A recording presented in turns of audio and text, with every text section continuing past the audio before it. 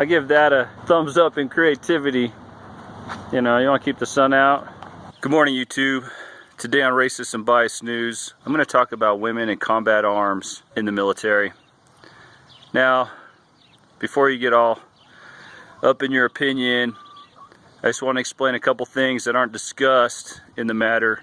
Most of what we discuss is equality, equal rights, and so forth, but we never discuss the psychological aspects of having women serve in combat arms.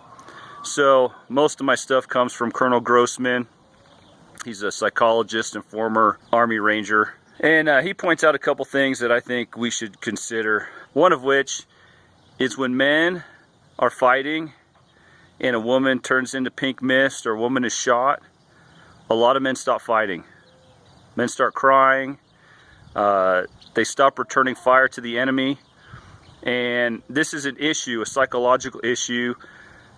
It's just a difference between men and women, where when men are fighting and a guy gets shot, for some reason they push on better, they fight better, and they know it's a consequence of war.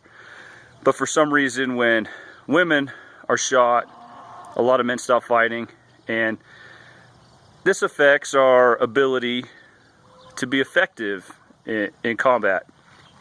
So something to consider. Another point that's not talked about is in the military there's a big movement about sexual harassment, sexual assault. This aspect became noticeable from police officers.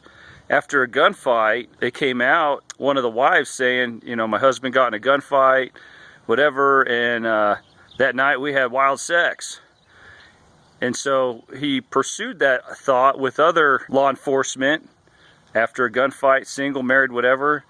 And if the guy was single, he'd go to the bar and bring home some girl, have wild sex. There's a correlation of the adrenaline, the need for a release after intense moment. I've noticed a lot of guys in combat, when they get back from their mission, they go to the gym to wind down. Now add a woman into this factor.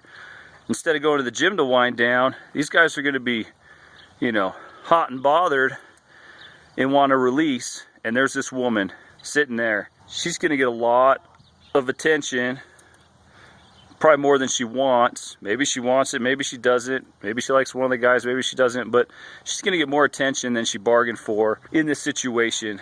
I think some of these things should be looked at more in depth. I think if you want women to do crazy combat stuff, I think they should be an all-woman team, and in certain scenarios they can do joint missions, joint forces with special operations or where is needed, and then go back to an all-female team to be more effective. And I'm telling you, if like 20 crazy girls kicked down my door as a SWAT team, man, I'd be like, holy, oh man, this is bad. Because some of these women are, I don't know, crazy, amazing, you know, they're good at what they do. But what I'm trying to do is present some ideas for you to think about as we discuss women in combat arms. Now, the media and everybody else, it's all about equality. Hey, they can do what a man does, whatever, you know, depending on your bias swing. You know, at air assault school, I know after 30 push-ups, the women stopped pushing, and we had to keep going to 100, 200 push-ups. And as long as they stayed in the front lean and rest, you know, our elbows locked, they didn't kick them out. So I know physically there's some differences. They can do a lot of things better than we do. And I'm not arguing equality, equal rights. I'm just bringing up some psychological factors that aren't discussed. I would prefer, just the protector in me, I would prefer to keep them out of the combat arms aspect of the military. You know, it's not my call. And if they allow them in, you know, hey, they'll deal with it. It'll just be another thing. But I think in the long run, it will weaken the force. And, you know, psychologically, again, she gets shot, we might not be able to perform as well. After a adrenaline moment, she may be at risk for sexual harassment, sexual assault. And with those things being big issues today, I don't think it's worth messing with it. They're pushing some stuff to, you know, make women eligible for the draft. I saw something that makes sense to me, and it rings true with me, that you know, women make things greater. You know, you give her sperm, she gives you a baby. You give her food, she gives you a meal. You give her a house, she makes it a home. Like, whatever you give a woman, she makes it greater. I don't know how that ties into war. You know, you give her a gun, she's a war hero. You know, I don't know. We're all born with equal rights, but life is not fair. And there's never going to be true equality in things that we do.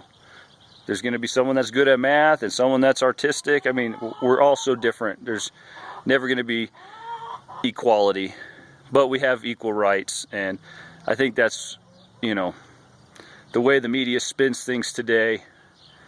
It appears that we have to have everything in common. Same job, same this, same that. And there's things women do that I can't do, or I have no concept of doing. And that's okay. I'm okay with us being different. And I value the contribution women make. A lot of times we hear something, we all jump to conclusions. I'm trying to present things so that we can see a little bit more of the bigger picture. At the same time, I still don't know everything. There's a lot of things I don't know or understand. And maybe you could bring up some points, say, hey, what about this? What about that? Go, hey, I didn't think of that before. And so you can help me broaden my perspective on the situation. Racist and biased news, women in combat arms. Let me hear what you have to say. Bye.